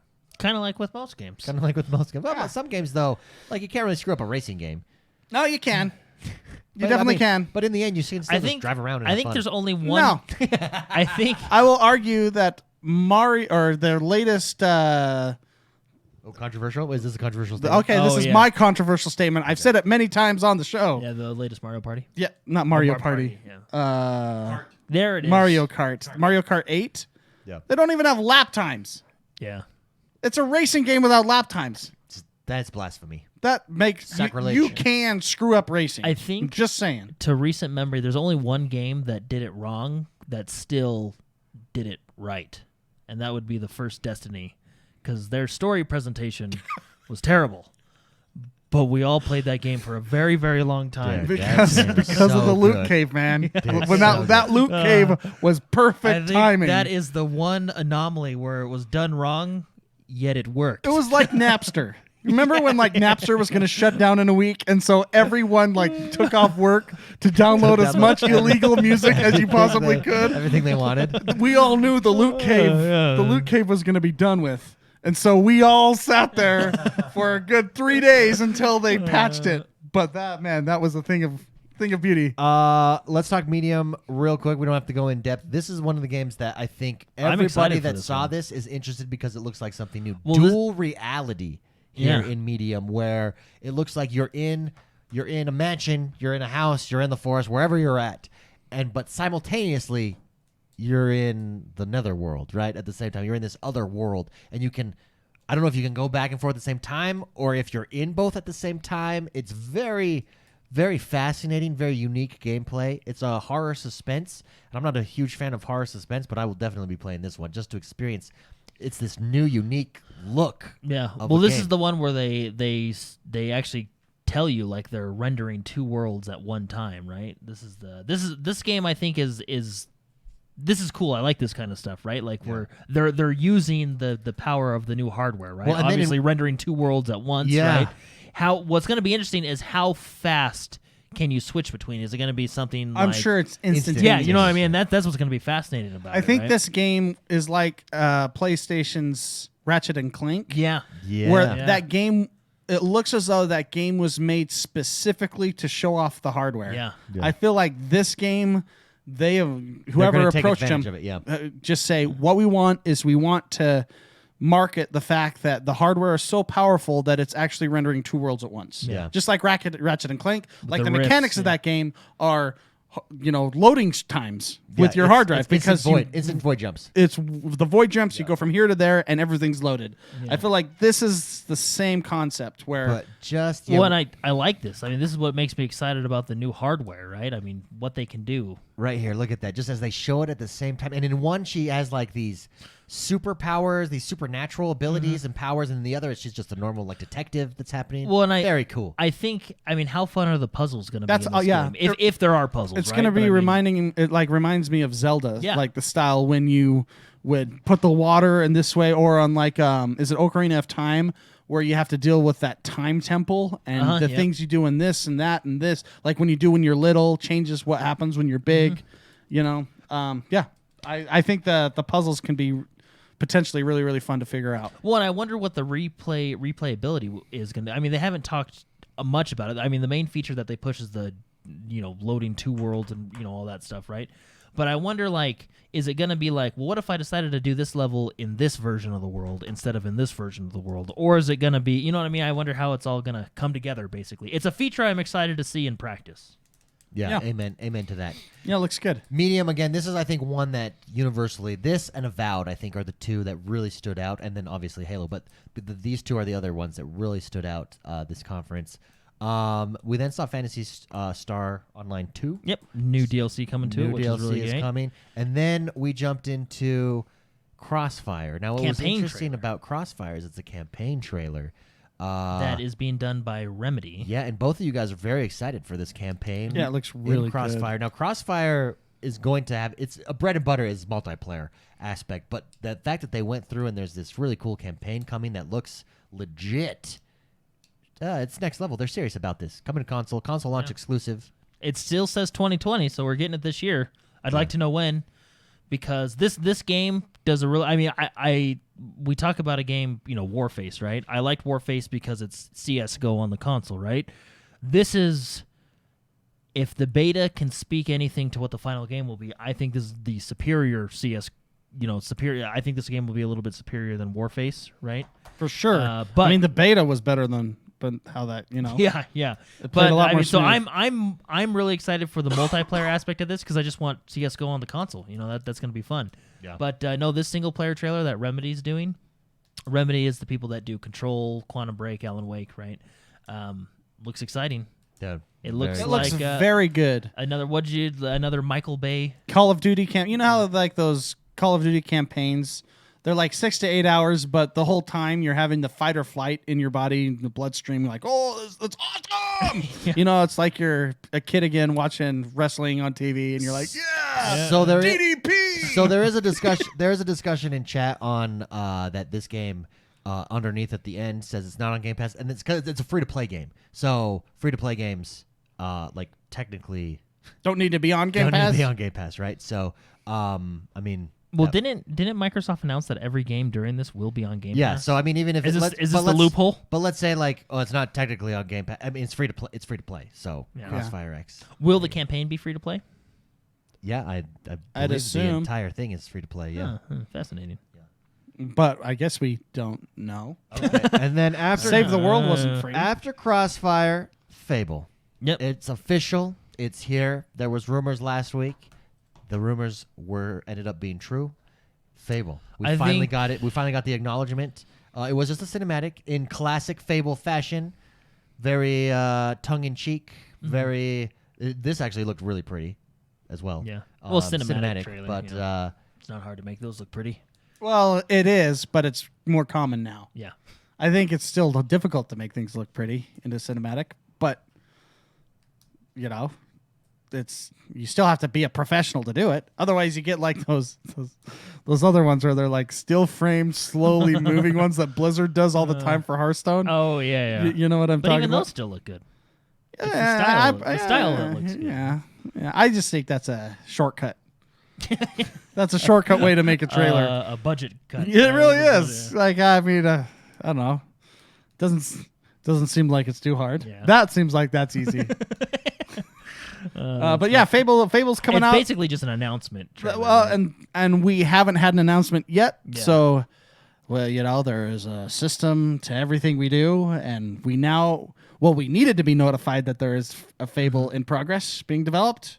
Now we do. Now we do. Now we can get hyped about this. Now, are we going to see? I think this will be their big 2021 fall release. Yeah. You're probably right. And then, but are we going to see anytime soon?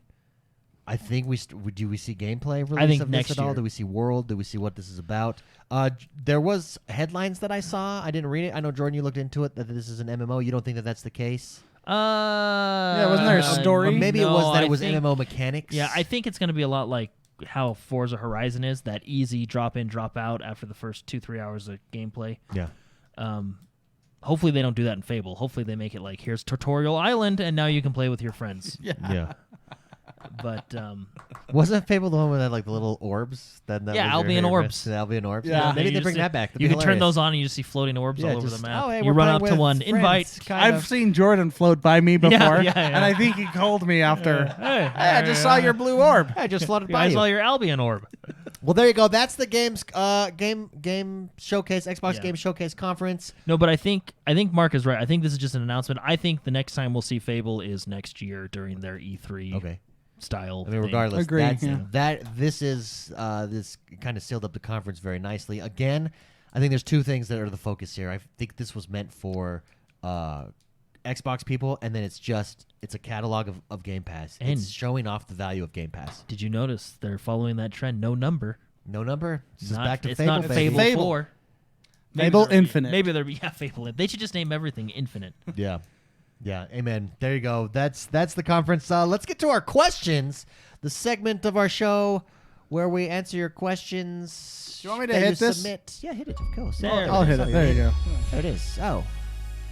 There you go. Again, to submit a question, you can do so each and every single week over on Patreon, patreon.com/positive gaming, or XoneBros.com/support. First question comes in from Psychotic. He says, hey bros, what a showing yesterday from Xbox. He says, do you think that Sony or Nintendo should be worried? We know people will still buy games, even at $70 a pop. But with the announcement of all the games yesterday being playable on Game Pass or Game Pass Ultimate, what do you think the answer from Sony or Nintendo will be? Keep up the great work. I think both are in a position. I think Nintendo is always going to operate to a different drum. Yeah, I don't think they really need to worry. No, I don't think so too. If it gets to a point where I think the value in Nintendo is that you can take your gaming portable, and your games portable. So they're kind of in a different realm. But as far as Sony, I think we're going to see something similar for Sony. I think Game Pass is the future. Subscriptions as games is the future. It exceeds and overshadows consoles. It is all about the games in your library at the value that you want to play. It's Netflix. We're here. The future is now. The future is streaming. Let's do it. Let's do it now. Spicy, how about you? Nintendo, Sony, you think they'll change here or what? No, yeah. I think if it works, Sony's going to have to make the move. Yeah. If it doesn't, If it's a colossal fell, then that sucks. then Sony wins. Then Sony Like wins. Sony went traditional. Let's do it. Yeah. And I think, I'm shaking the 8-ball.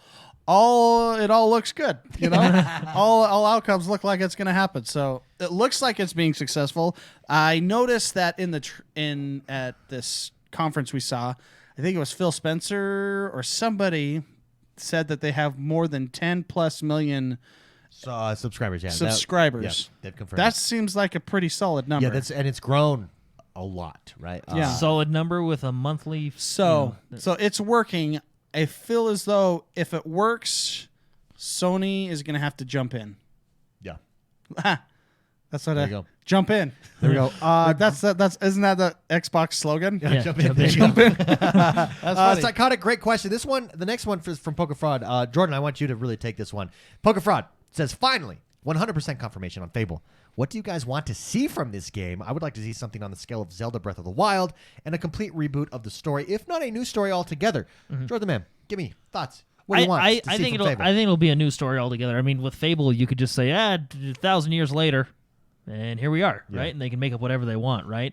The only staple to Fable that I think they'll probably do, because they actually talked about it in the trailer, is heroes and villains, right? The fact that you can go through the campaign and be a hero, or you can choose to be a villain and grow, and have fun and stuff like that, right? But I think I don't know if it's gonna be like an MMO style. I wouldn't be disappointed if it was like co-op, like number 2, with the Albion orbs and stuff like that, just because those were hilarious to see float around. Which you could turn off, by the way, if you don't want to see them floating around. But I think Fable, I think they'll focus on a single player story experience, like the other Fables did. I think this one might be like a full traditional open world in the respect that the old Fable open worlds, it was kind of open world within sections, like Guild Wars, right? Sure. You'd load into a section and that section was open to you, and then so on and so forth, right? I think this one might be like a full-on open world, which I think fits Fable perfectly, right? I think they're going to stick to the heroes and villains, which they always do, because that's just Fable.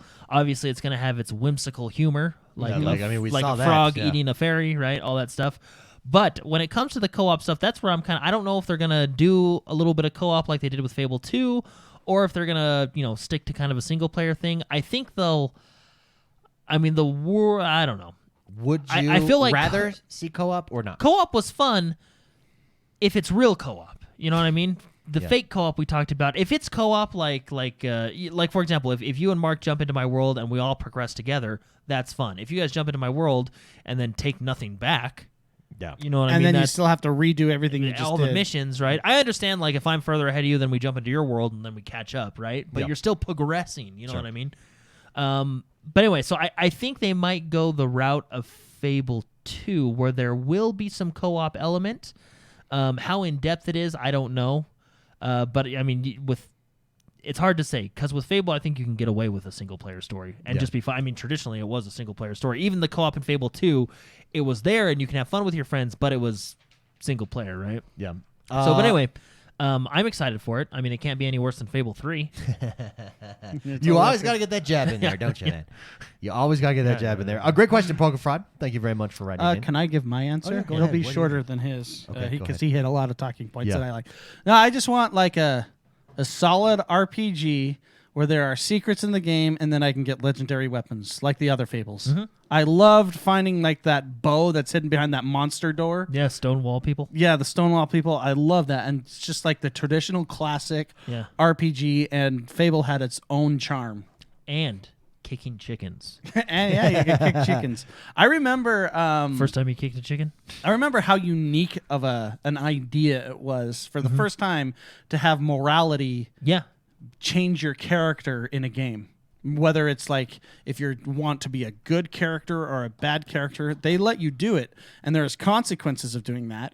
And they changed your facial expressions. Like if you went bad, you started to have these scars, Horns. Yeah, you started to get horns, bags under your eyes.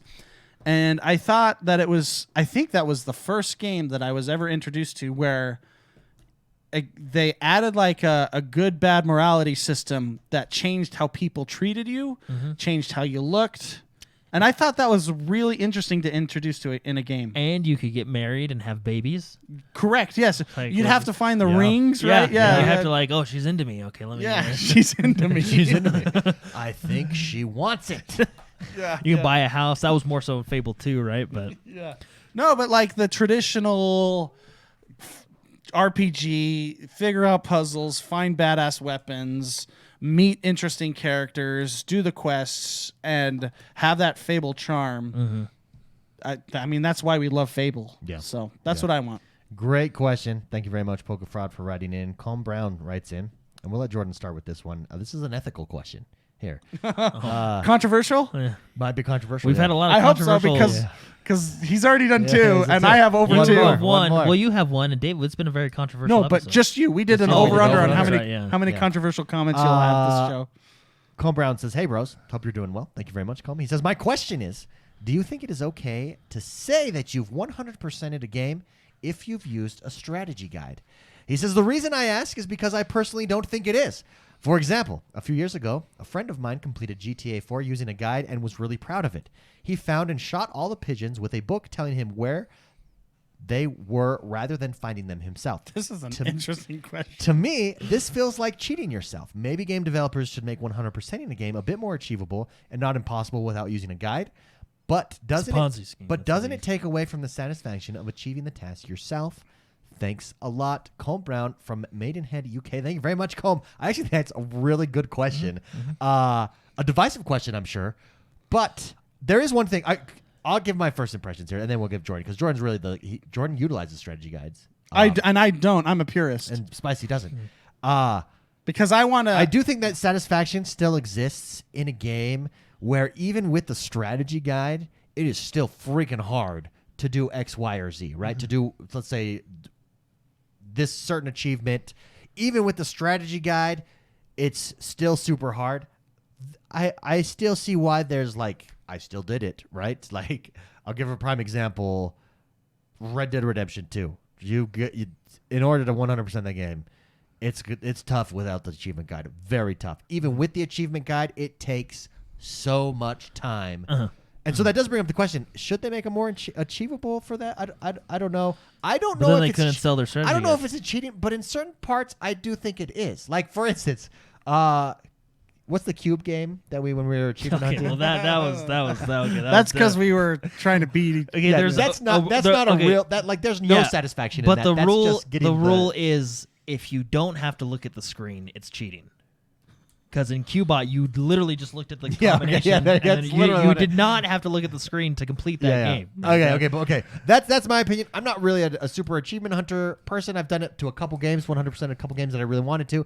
But Jordan, Spicy, this is where we'll get into the real discussion. Jordan, is using an achievement guide cheating or not? Why or why not? Or should they just change it so that you're not required strategy guides? I mean, technically, you still are going through the effort of collecting all those stuff. So yes, you do 100% the game. Yeah. I understand. Like, I mean, there's nothing against like, oh, I want to try and find everything for myself. And I mean, there's nothing wrong with that. That's fun. You know what I mean? That there's a sense of fun behind it. There's also that sense of fun of like, I want to obtain that 100%. Let's take Red Dead. You use Red Dead Redemption as an example. This might be controversial because some people are going to try and tell me. Controversial number 3. I win. In order to 100% that game, you have to collect all the cigarettes. Yep. Right? The cigarette cards. If you do not, I don't care who you are. If you do not look up a YouTube guide, use the strategy guide or a map or anything like that, if you just say, I'm going to find them all in the world, which is an achievement all in You'll its do own. it. You could probably do it. No, but it would take hundreds I of disagree. hours just for that one achievement. I disagree. You cannot do it. You don't think so? And if you try to tell me, oh, I did it without looking up a guide, you are a liar. You're a liar. And you're going to hell. There's no way. No way. Do you know how think of how big that world is? Super big. Do you know how like this one, like there's one car just in a bush in the desert out there. You know what I mean? Like there is by the waterfall on the third rock. You have to get right up on it and look at it and then hit. Like there is no possible. There's no way. I think it's possible. Well, it's possible because you have that Batman mode. It's where possible. It little glows a little bit. But is it probable? But you're telling me, what are the chances of you saying, okay, you have no idea where they're at? Well, it would take hundreds of hours. I mean, I really think it would take no way. And there's so many of them. How many are there? 100 and something? What you'd have to do is grid the map. Yeah. You'd grid the map. You'd use your eagle vision, or your dead eye. But even then, there's still a slight chance you'll miss one. That is true. No, because the eagle vision, you do have the eagle vision, but there's been times when you have to get right up on it and use the eagle vision, and then it shows. You know what I mean? Like, okay, I'm telling you, you think it's cheating sometimes, but there's satisfaction in both. Hold on, I want to address Jordan's claim because I disagree with that claim. Okay, go ahead. Because how I play games is I take my time. Yeah. Okay, and like for example, I know this game is a lot smaller than Red Dead Redemption 2, but I 100%ed Red Dead Redemption 1, and you had to find very specific bushes around the map to get that herbalism, whatever, to 100% it, right? Wait, when we're talking 100%ing, we're not talking about the in-game 100%. We're talking about the achievement 100%. Yeah, sure, like the full-on 100%. But even the in-game 100%, same thing. When you play a game very slow and methodical, It's just a matter of time before you find everything. Yeah. And I think people do that, and I've done it before. I mean, I give those people props. And yeah, because games aren't. It's not just in some random bush. There's I don't know. It is literally in a game random developers put something. A tree branch a certain way, a barrel a certain way. They do that on purpose. Like even when I was finding the stupid on the online, there's like this hawk, thing up in the tree. They put things up there for if you're trying and if you're paying attention, if you're methodical and enjoy the game and just play it, you can experience that. Have you tried to collect the cigarette cards in Red Dead? Sure, yeah, sure. They are in random spots. There's it no, does feel- there's at the very least, it there's feels no random. way. No, and I disagree. I think if you play that game for 2 years straight, you're going to be able to do it. Yeah, I agree with that. I think you could do it. I think that's how long it would take I you. still disagree. I think in certain games like that, like with cigarette cards, it's impossible without the I'm strategy. going to read Fitzy's which is Fitzy's why, chat. by the way, which is why the developer helps create the strategy guide. So well, I think they create the strategy guide and I to think make that- money. I think, Yeah, but I well, think that's the point. That's why they put them in terrible spots. Like the strategy guides is the original pay to win. Yeah. But I think that's to Combs' point. Do they need to make? If you were to get rid of strategy guides, you would have to have more not more obvious clues, but more. You couldn't do completely random stuff. No, and that's what those cigarette cards are. No, like but see, taking, they also give you the glowing technique that you learn as a cowboy, As a young- where Yeah. things just slowly glow. As a young cowboy. Yeah, so it's possible. No, it's possible. But if you want to do it in any realistic amount of time, you would. But have there to are use the people. achievement There are people that won't. Yeah, and that's true. they just enjoy the game. Fitzy says in chat, Spicy also makes spreadsheets for games. I'm on a whole another level of gamer. And see, there's people like that play games with like how my brain is. guide. That's true. No, that's I true. make spreadsheets. Okay, but here's the question though.